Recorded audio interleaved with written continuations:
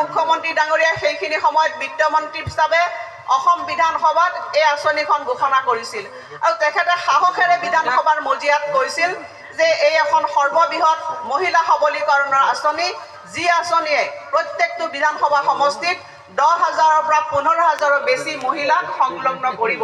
তেতিয়া বিধানসভাৰ এগৰাকী সদস্য হিচাপে আমি সকলো আচৰিত হৈছিলোঁ যে অসমৰ নিচিনা এখন মজলীয়া আৰ্থিক ব্যৱস্থাৰ দেশে ইমান বৃহৎ এখন আঁচনি প্ৰণয়ন কৰিব ৰাজ্যখনত পাৰিবনে?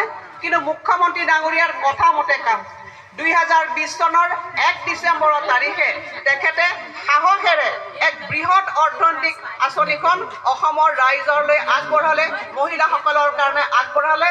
প্ৰায় 18 লাখ মহিলাক এই আঁচনিত সামৰি ল'লে। সেই হৈছে অৰুণোদয় নতুন যাত্ৰাৰ আৰম্ভণি। আইসকল, আমি মহিলা, আমি নাৰী, আমি শক্তি, আৰু এই শক্তিৰেই আমি আগুৱাই যাব লাগিব। আৰু এই মহিলাসকলক মই প্ৰথমে আহ্বান জনাইছোঁ যে অসমৰ মাননীয় মুখ্যমন্ত্ৰী ডাঙৰীয়াই বিত্তমন্ত্ৰী হিচাপে সেই সময়ত যি অভিলাষী আঁচনিৰ কাৰণে সাহস প্ৰদৰ্শন কৰিছিল আৰু এতিয়াও মুখ্যমন্ত্ৰীৰ দায়িত্ব লোৱাৰ পিছত যোৱা 4টা বছৰে দিনে নিশাই একাকাৰ কৰি এই আঁচনিখন নতুন সম্বোধন কৰিবৰ কাৰণে আজিৰ দিনটোত আমাক ইয়াত উপনীত কৰালে।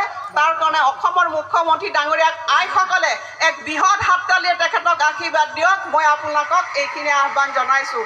অসমৰ মুখ্যমন্ত্ৰী ডাঙৰীয়াই সঠিকভাৱে নিৰ্ণয় কৰিছিল যে মহিলাসকল হৈছে সাহসী, মহিলাসকল শক্তি, মহিলাসকলৰ মাজত যি উদ্ভাৱনী ক্ষমতা আছে, সেই ক্ষমতাক যদি আমি সঠিক পথ নিৰ্ধাৰণ কৰিব পাৰোঁ, সেই মহিলাসকলে আজি অসমখনক আগুৱাই লৈ যাব পাৰে, যিটো মুখ্যমন্ত্ৰী ডাঙৰীয়াই দিনে নিশাই তাৰ কাৰণে কাম কৰি গৈছে। আৰু সেইকাৰণে এই শক্তিক এক অৰ্থনৈতিক শক্তিলৈ পৰিৱৰ্তন কৰিবৰ কাৰণে এই অৰুণোদয় আঁচনি, আৰু এই অৰুণোদয় আঁচনি এখন জনপ্ৰিয় আঁচনি হিচাপে ই আগুৱাই গৈছে। কেৱল অসমতে সীমাবদ্ধ হৈ থকা নাই। অৰুণোদয় আঁচনিক আজি অসমৰ বাহিৰৰ ৰাজ্যবিলাকেও অৰুণোদয় মডেল গ্ৰহণ কৰিছে। প্ৰথম অৱস্থাত 18 লাখ মানুহ ইয়াত অন্তৰ্ভুক্ত হৈছিল। এইবাৰ এই আঁচনিখন আমি সম্প্ৰসাৰণ কৰি 38 লাখলৈ অসমৰ মুখ্যমন্ত্ৰী